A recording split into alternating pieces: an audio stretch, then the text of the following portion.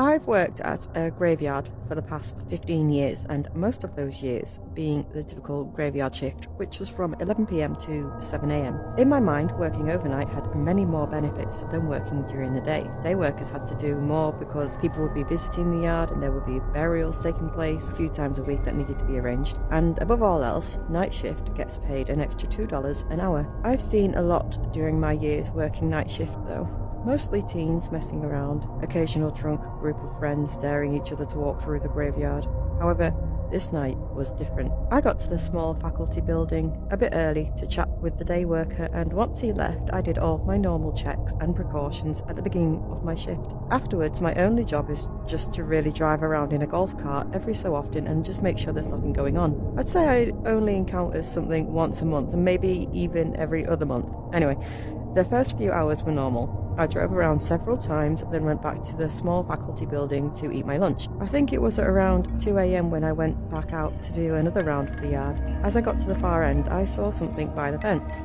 It was obviously really dark, so I couldn't really see much more than the general shape of a figure just standing there. I drove up closer and I could tell now that it was a man standing on the outside of the fence looking toward me. I didn't want to confront him if I didn't have to, so I turned around and drove in a small loop around the lot to see if he would try to hop the fence while I was gone. But when I got back after 30 seconds, he was gone. I scanned the area briefly to make sure he didn't sneak in, but it all looked clear, so I continued with my patrol. Going through the whole yard takes about 15 minutes, but sometimes I'd go slower just to pass the time. I went all the way around and decided to check back on the spot where I saw the man. I really didn't have anything better to do anyway. Started driving down there, and almost immediately I spotted the man again. He was inside the yard, standing on the gravel path. I drove up closer again, but the man didn't move. I exited the golf cart and started walking up to him. He looked like a 40-year-old man. I stopped just a few feet away from him. "Sir, you can't be in here. I'm going to have to ask you to leave or escort you out," I said, but he didn't even turn his head to look at me. After a second, a slight rush of fear went through me. "Sir, I'm going to need you to come with me." I reached my hand out and gently tapped him on the shoulder. As soon as I did, he whipped his head around to look at me. He just stared into my eyes. He looked so full of rage. I took my hand away and the man turned around and started walking away.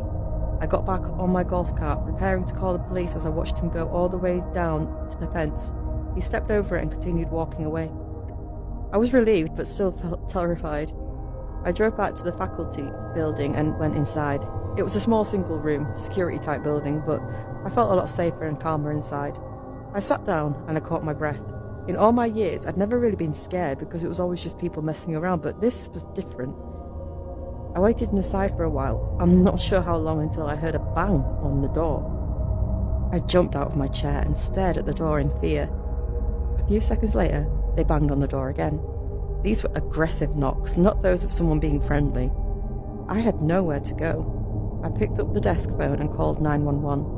I didn't know what they wanted or why they were here, but I certainly wasn't going to risk it all to find out. After about probably 3 minutes of them banging on the door, I heard them walk away.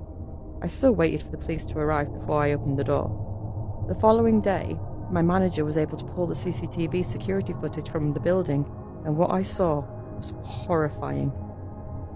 Just minutes after I entered the building, the man I'd seen in the yard earlier walked up to the door. He stood there silently for nearly 15 minutes before he banged on the door.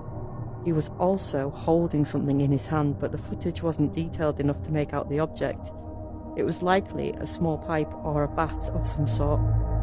The man was never identified, but I still worked the same job at the graveyard, and I haven't seen him since.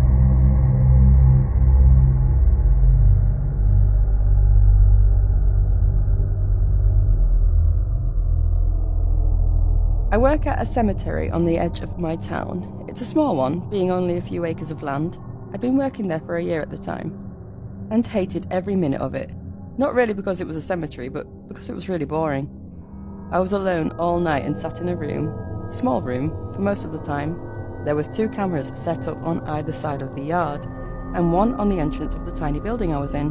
My boss always told me that my job was just to be there, and if anything actually happens, then to call the police and let them take care of it.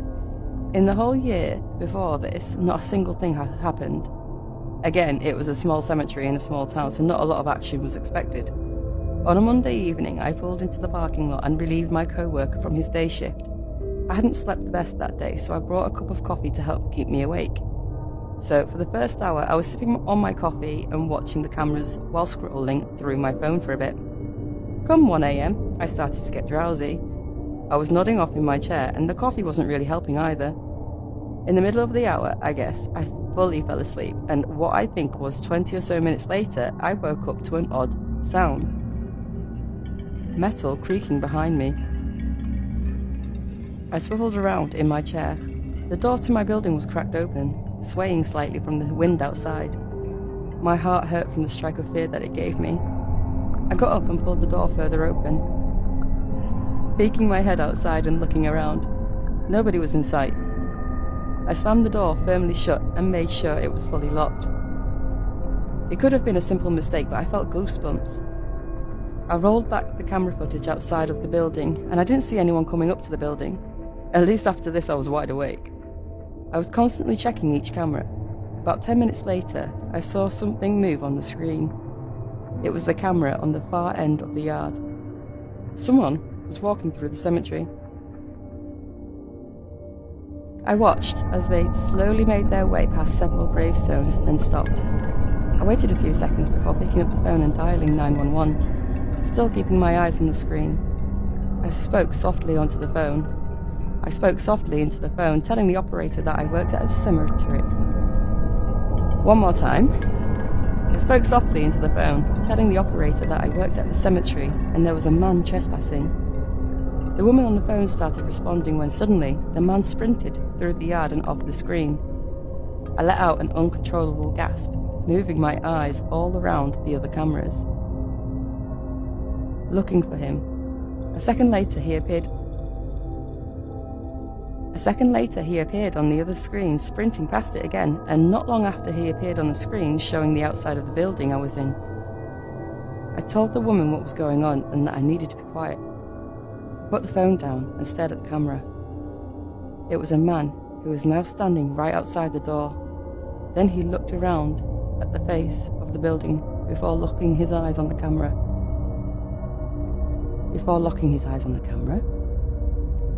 It made me shiver, seeing him stare at the camera, as if he could see me through the screen.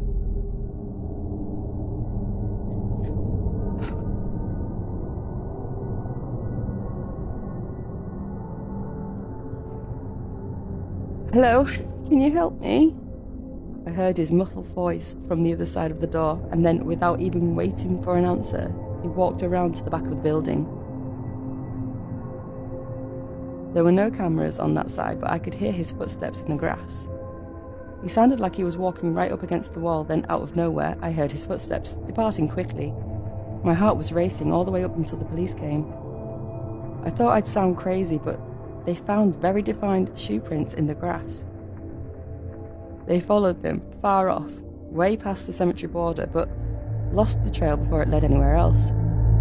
The man's behaviour was very odd, and the way he asked for help was only more odd. I don't know if the door being opened early was somehow him. I don't know what to believe anymore, and despite being scared shitless, I continued working and still worked there. Nothing else has happened, and the man never returned, but I don't think I'll ever fall asleep at the cemetery again.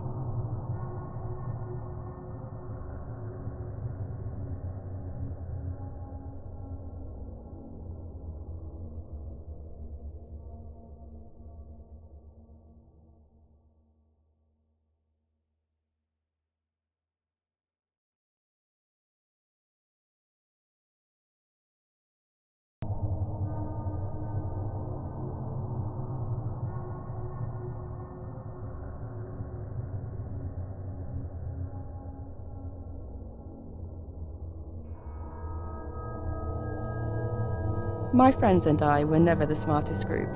We did some really stupid stunts like going to abandoned areas, vacant homes, etc. But the worst of it all was when we went to the cemetery one night. Every other thing we did, nothing ever happened, but this time was different. We were sophomores in high school and it was a Friday night, so of course we were hanging out. Most of the time, we didn't have a plan for anything. We would just kind of come up with things to do as the night goes on. But by 12, two of our friends had decided to go home because they were tired, which just left me and my friend Dan. Neither of us were that tired, but we also didn't want to be sat around at home bored all night, so Dan brought up the idea of going to a cemetery. There was one by his house, and he said it would be spooky and exciting to walk around it at night. We had nothing else better to do, I agreed.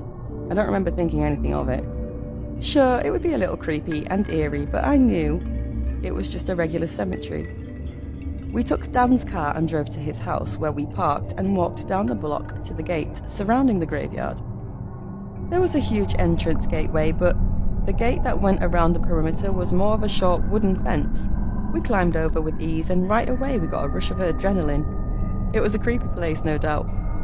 There was almost no light, only a few dim standing lamps spread across the graveyard. I'm not sure what our goal was, but I think it was just to walk across the whole place without getting scared and then leave. We passed 10 or 15 gravestones when Dan came to a stop. He was looking ahead and told me to wait. I couldn't see much, but in the distance I could barely make out a figure standing next to one of the gravestones, walking closer to us. Both me and Dan were unsure what to do and just stood there. We both assumed we had totally been caught by one of the graveyard keepers and we were probably going to get arrested or something. The man stopped several feet away, still too far for us to get a good look at him. "What are you two doing here?" he asked. Dan nervously said that we were just exploring. "Well, I'm gonna have to show you two out," he said. He told us to follow him, and we began walking back in the direction he came. I think both of us were just regretting not running away when we first saw him. As we walked behind him, he passed under one of those lamps, and both Dan and I immediately froze. The man was wearing ragged clothes, nothing like a gravekeeper would be wearing. This guy looked like he was homeless. The man must have heard us stop because he turned around and you could see in his face that this man was crazy. "Come here!" he yelled angrily. Dan turned and ran, and I did the same. The man's footsteps behind me were so close, it felt like he was going to tackle me at any second. My adrenaline kept me going, and we managed to jump the fence. We heard the man stop on the other side, then punch the wood fence in frustration. We immediately went home and told no one, except for our friends, because we knew what we were doing was illegal.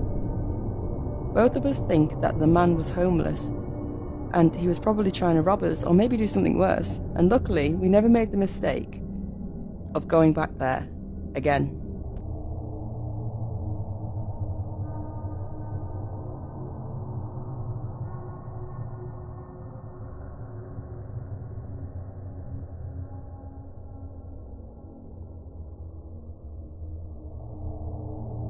In my mid-30s, about 10 years ago, I worked as a security personnel at a cemetery. It was located in a not-so-great part of town, so having someone on site 24/7 was necessary. Even then, we'd still get people sneaking in and spraying graffiti on the stones, or even trying to dig up graves. Most of these stunts happened at night, which was good for me because I always worked the evening shift, usually from 2 till 10. Granted, I'd still have to be there alone for a couple of hours into the night, but it was still much better than the alternative graveyard shift. On this day, I was warned about some people coming by the cemetery at a random hour and just sort of stalking the place. It had been going on for a few days, and the other workers weren't sure who they were or what they were doing there, so I said I'd keep an eye out. By 6 o'clock, the other workers had left and it was just me. This was always my favourite half of the shift because I wouldn't have to worry about looking like I was busy the whole time. If we're being real, there wasn't ever much point to me being there when the other workers were around too. Anyway, if you don't already know, the job is mostly made up of riding around in a golf cart and making sure nothing is going on. From 6 to 8, I drive around and picked up a few pieces of trash left in the yard. There were more than a few visitors that came, and at 8:30 I waited for the last people to leave, then I went to lock up the front gate. While wrapping the chains around the bars and putting the lock on, I noticed a group of people on the other side of the road. They were facing my direction like they were watching me. I finished securing the gate, then got back into my car and drove off. I knew that it was likely the group I was told to keep an eye out for, so I parked the cart in a spot where I could still see them. There were 3 people from what I could see. They stayed in the same spot for a couple of minutes before walking away. I drove around, making sure they weren't trying to find a way in on the other side, but I didn't see them again. Around 9 o'clock, I parked by the front gate again for a few minutes when I heard a sharp sound echo through the field. I whipped my head around in the direction that it came from, but it was too dark to see. I started the cart back up and made my way through the field. The sound was so echoey and loud, I couldn't tell if it was from inside the cemetery or just from the outside of it. As I drove through, I started to see some figures in the distance. Only 2 figures though, not the 3 that I'd seen earlier. As I pulled closer, they noticed me, turning their bodies to face me, but not running. I stopped the cart maybe 15 feet away and I got out. "Place closes at 8:30, you gotta go," I called. I took a few steps forward. "Do I really have to call the cops?" I said, getting more irritated and slightly more nervous. That's when I noticed one of them was holding something. It was a shovel, but they weren't really standing close to any gravestones. I looked down at the ground next to them, and there was a clear spot that they'd been digging in. Then, out of nowhere, I heard a guy behind me yell. The 2 started running, and the one behind me ran in a different direction.